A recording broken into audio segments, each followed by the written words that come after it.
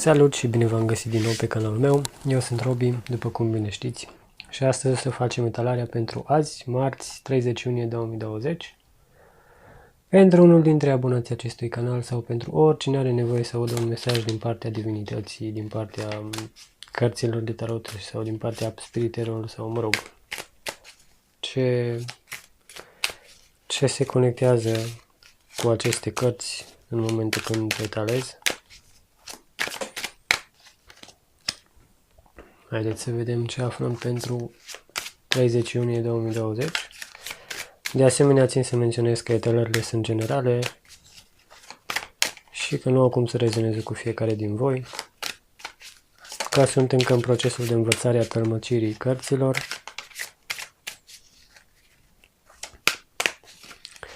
De asemenea, vreau să mai zic că azi am decis să folosesc un alt spread, o altă formă de etalare, nu știu cum se traduce în românește. Și o să ne axăm un pic mai mult pe blocaje, pe lucruri peste care nu putem să trecem.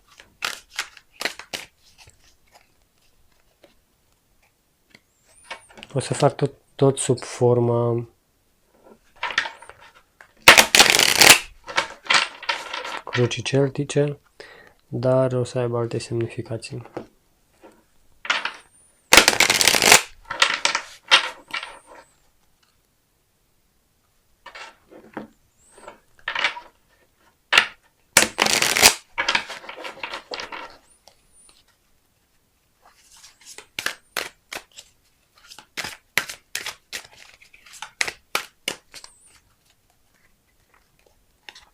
Și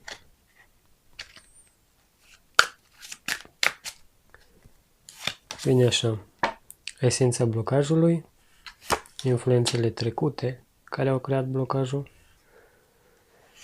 influențe prezente care perpetuează blocajul, ce au contribuit sau cum au contribuit ceilalți la acest blocaj al vostru,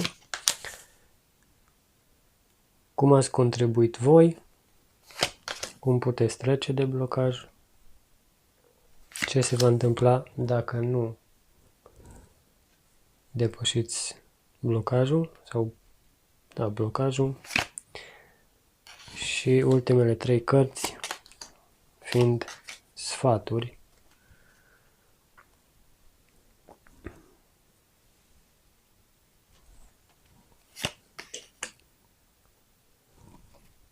Ultimele 3 cărți fiind sfatul de la 4 cărți de fapt, de la 9 la 11.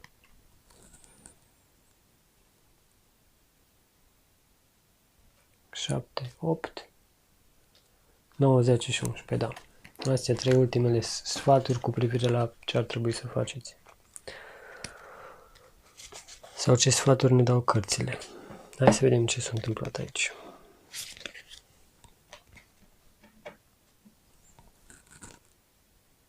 Asul de monede este esența blocajului, care în situația asta ne spune că aveți probleme cu modul în care tu ca persoană, adică nu, pentru cei care rezonează, spun tu ca persoană, ai anumite probleme cu ideea de a-ți găsi o modalitate de a face bani. Ai niște idei sau e lipsa ideilor prin care să poți să-ți îmbunătățești situația financiară. Hai să vedem totuși despre ce ne vorbește mai detaliat asul de monede. Da, oportunități noi de afaceri, poate puneți bazele unui proiect ce vă va aduce bani. Exact, asta este blocajul pentru ce rezonează. Exact,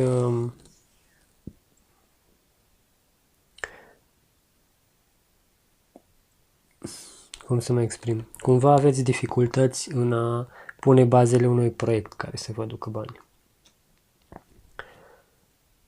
Bun. Influențele trecute care au creat acest blocaj, 5 de 5 de cupe. Există posibilitatea să fi fost un eșec aici sau o suferință din trecut, o persoană, nu știu, cel puțin eu simt o relație care a eșuat și din punct de vedere emoțional chestia asta nu vă ajută pe voi pentru că vă ține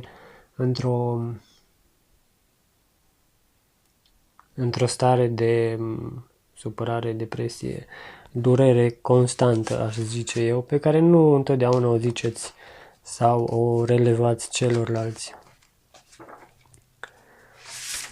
5 de cupe. Da, ați suferit o pierdere importantă, dar nu înseamnă că nu mai puteți recupera ceva sau ați trăit o experiență dureroasă și acum trebuie să acceptați ajutorul celor din jur ca să puteți să treceți peste ea. Este cartea despărțirilor dureroase și asta este o anumită influență trecută sau o influență din trecut prin care voi ca persoane vă lăsați influențați practic de o relație care a trecut, de o durere, de o suferință. Cumva vă uitați la alea 3 cupe care s-au vărsat și atunci și chestia asta vă împiedică să vă mai puneți atenția pe ideea unei sau pe crearea unei idei care să vă ducă și mai mulți bani. Influențele prezente care perpetuează acest blocaj. 9 de cupe. Eu aș zice că acolo sunteți un pic cheltuitori. Cu 9 ăla de cupe.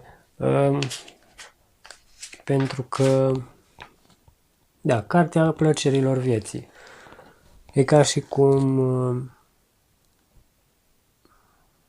sunt anumite excese acolo, plăceri exagerate.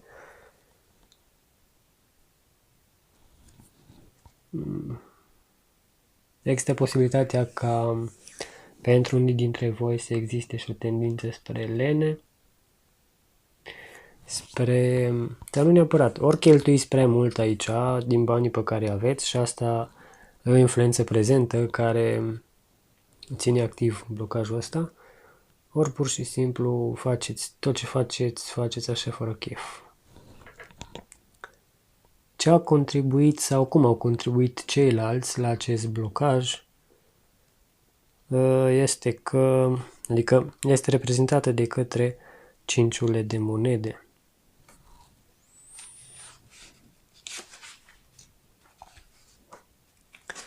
Doi, 3, 4 și 5 de monede.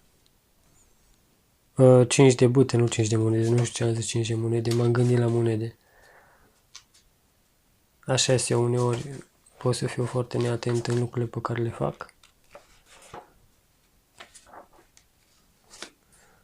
4 de monede și continui cu 5 de monede, dar nu știu de ce.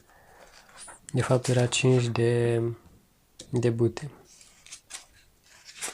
De ce 5 de monede? Nu înțeleg. Da, o ceartă minoră, o greșeală neintenționată. Ceea ce sau cum ați contribuit voi la acest blocaj.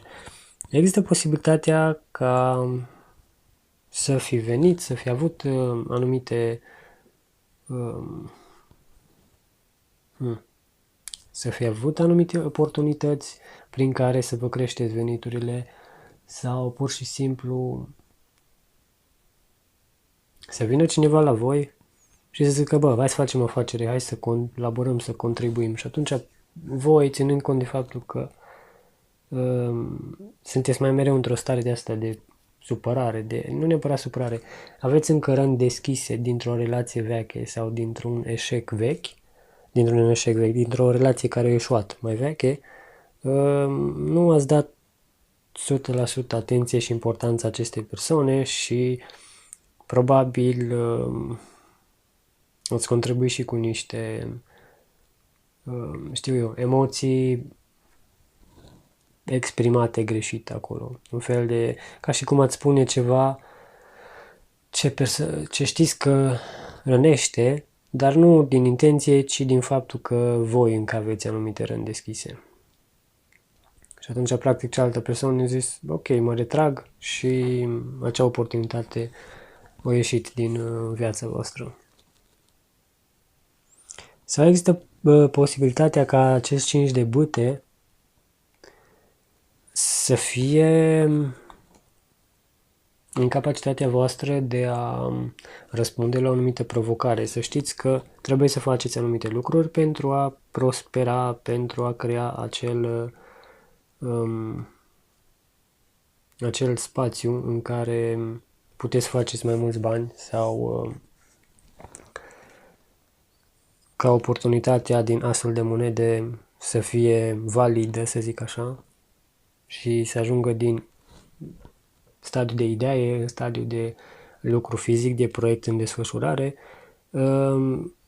Cumva există, cred, sau cel puțin despre asta vorbește 5 de bâte, în sfârșit 5 de bâte și nu de monede,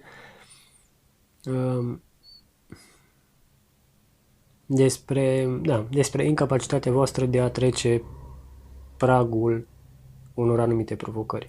E ca și cum trebuie să învățați ceva sau trebuie să deveniți persoana care să gestioneze acea afacere sau acel proiect și asta nu puteți să faceți voi momentan.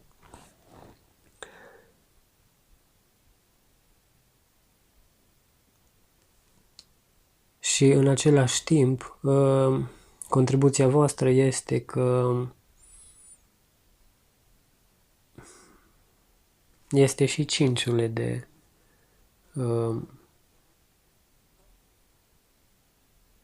adică arcana majoră numărul 5, Marele Preot, care ne vorbește despre faptul că nu știu în ce cauze, dar percep cărțile negativ, deși ele îs în poziție dreaptă, să zic așa, le percep cumva negativitatea, adică partea întorsă. E ca și cum nu puteți să stați axați pe un singur proiect mai mult timp. E ca și cum vă dați bătuți repede. Marele Preot vorbește despre a te dedica în cazul ăsta unei anume legături, unei anume obicei sau unei anume stări mentale sau unui anume proiect prin care să ajungeți la asul ăsta de monede, să rezolvați blocajul.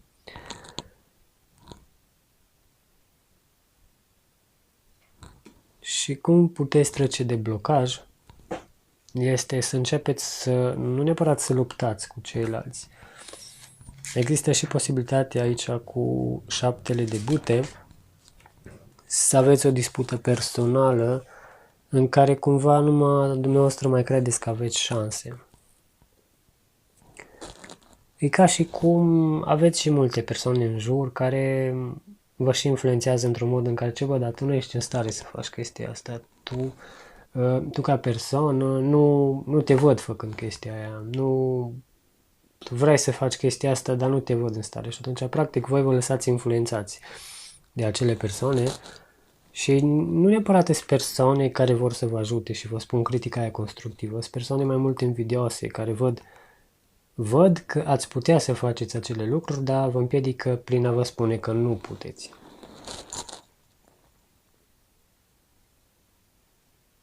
Există și posibilitatea ca ideea sau posibilitatea ca cea mai bună modalitate de a trece prin blocajul ăsta e să nu vă mai lăsați influențate de alții sau influențat de alții și atunci practic o să reușiți să treceți. Ce se va întâmpla dacă nu depășiți blocajul?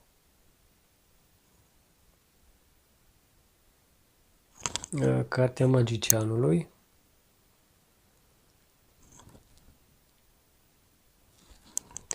Arată că, iarăși aici la cartea asta primesc, aici e cartea asta, să vedem, să le pun un pic mai așa să se vadă. Magicianul îmi zice că există posibilitatea să deveniți, iarăși, după cum ziceam, primesc o energie negativă de la carte.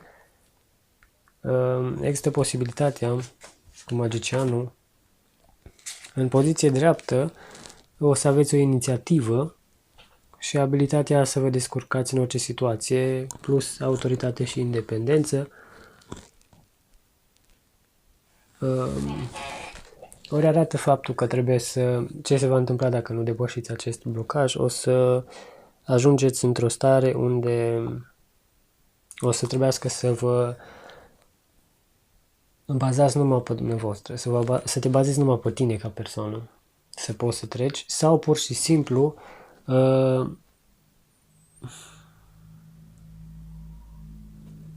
o să fie vorba despre anumite greșeli aici, despre înstrăinare, șarlătănie, minciună, eșec, obsesie, mândrie. Cumva o să deveniți o persoană care o să încercați să treceți peste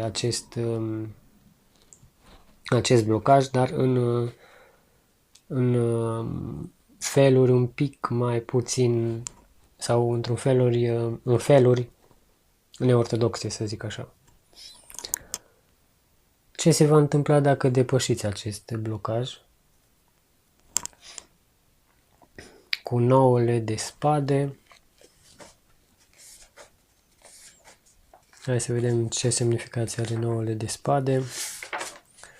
Deci după carte, dacă depășiți acest blocaj, o să înceapă să aveți anumite gânduri și eu cred că ideea e că după ce o să începeți proiectul ăsta de care vorbim, o să începeți să vă gândiți, bă, ok, l-am pornit, dar cum mă duc mai departe, cum îl fac, ce fac?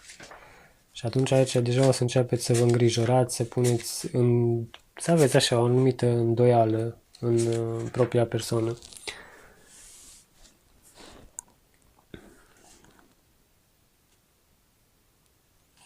O să aveți remușcări și o să aveți anumite temeri. Și cartea ne dă sfatul să vorbiți despre temerile dumneavoastră deschis, pentru că numai așa o să depășiți momentul ăsta.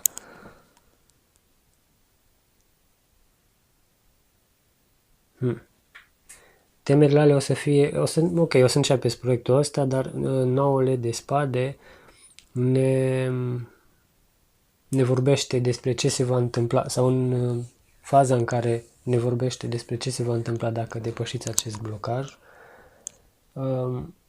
ținând cont de faptul că de foarte mult timp aveți acești oameni care vă influențează într-un mod negativ, o să începeți voi să aveți anumite, nu neapărat remușcări, mai mult gânduri de genul ăla, ok, am început proiectul, cum îl duc mai departe. Și o să fie așa, aici simt o luptă adică nu neapărat o luptă, aici deja intervine lipsa de stimă de sine. Atunci când ai foarte multe persoane în jurul tău care vorbesc despre tine ca fiind o persoană care e incapabilă să facă o anumită chestie. Deci chiar dacă tu știi că ești capabil, deja începi să crezi acele vorbe și în momentul când începi să crezi, se creează o credință limitativă. Și asta înseamnă influență, mă rog. Bun, hai să vedem ce avem aici, cărți generate de sfaturi, să zic așa, valetul de cupe, 7 de monede și roata norocului. Să vedem, valetul de cupe ne vorbește despre împăcare, despre lucrurile pentru care e ca și cum voi trebuie să fiți blânzi cu ceilalți, trebuie să aveți compasiune față de ceilalți, ținând cont de faptul că valetul de cupe e cartea împăcării. Hai să vedem totuși care este semnificația acestei cărți. Da, plină de grație și amabilitate, iubitoare și romantică. Valetul de cupe este împăcarea după o ceartă, compasiunea pe care o resimțim în caz de boală, poate fi și însă și starea în care ne aflăm atunci când ne îndrăgostim. Această carte aduce împăcarea după o ceartă cu partenerul sau un gest spontan de afecțiune al acestuia. Poate fi și o cerere în căsătorie, la fel poate reprezenta recunoașterea valorilor pe plan profesional, cât și sfatul bine intenționat al cuiva apropiat. Dacă există o persoană care vă susține și o persoană care zice, bă, nu-i băga pe ceilalți în seamă că tu ești destul de bună sau destul de bun să începi acest proiect, este cazul să începeți să luați acele sfaturi în considerare, să începeți practic cu acest vale de cupe, chiar dacă există persoane negative, pur și simplu să nu mai luați în considerare spusele acelor persoane și să încercați să fiți chiar și cu acele persoane pline de compasiune. Să ce-ți dea, ok, asta e părerea ta despre mine, eu mă duc mai departe, dar mă bucur că ți-ai oferit această părere. Șaptele de monede, în primul rând ne arată sfatul ca să fim răbdători și eu cred că aici se referă la ideea de a înțelege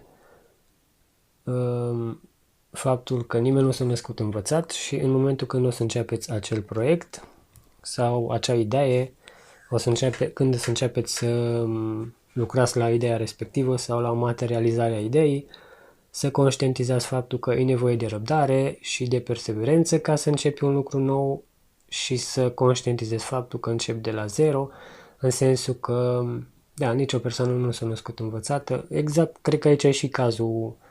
Aș putea să asemăn mult semnificația lui 7 de monede ca și sfat și pentru mine. În momentul când am început să mă apuc de tarot, am fost numai plăcut, să zic așa, nu neapărat plăcut influențat și plăcut atras.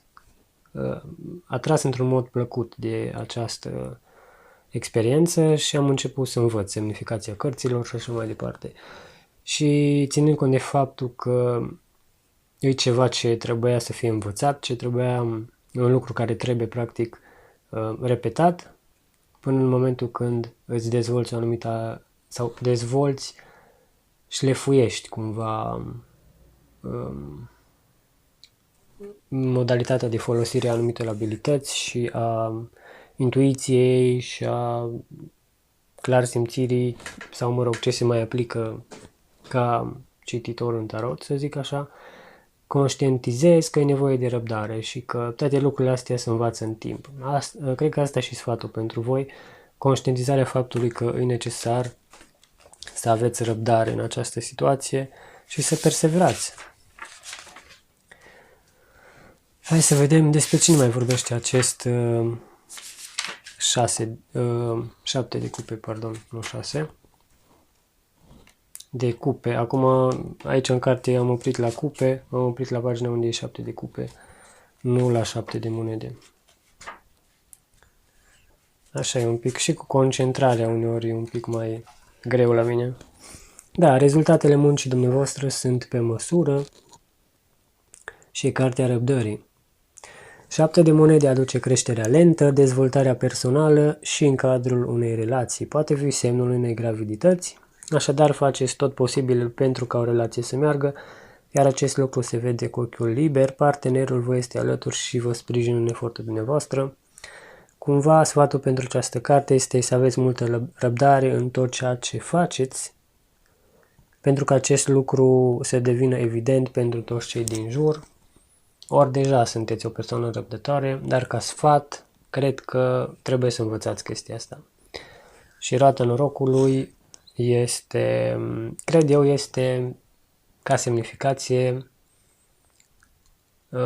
cumva când începeți o chestie nouă, voi vă deschideți practic o nouă posibilitate într-o infinitate de posibilități pe care le puteți experimenta de-a lungul vieții și practic alegând să lucrați la această oportunitate, la acest proiect, voi cumva o să vă schimbați un pic roata destinului, să zic așa. Și există posibilitatea, ca fiind prezent această carte, roata norocului, să ne spună și că există o șansă foarte mare ca voi să reușiți în acest proiect și să schimbați practic drumul vieții, să zic așa, soarta, să vă schimbați să schimbați acest prezent în care trăiți acum într-unul pe care îl doriți. Sau într-unul pe care îl doriți să realizați. Haideți să vedem și un sfat din partea cărților Oracol pentru această situație. Elevare. Este strignant necesar să iei în mod conștient decizia de a-ți eleva vibrația iubirii.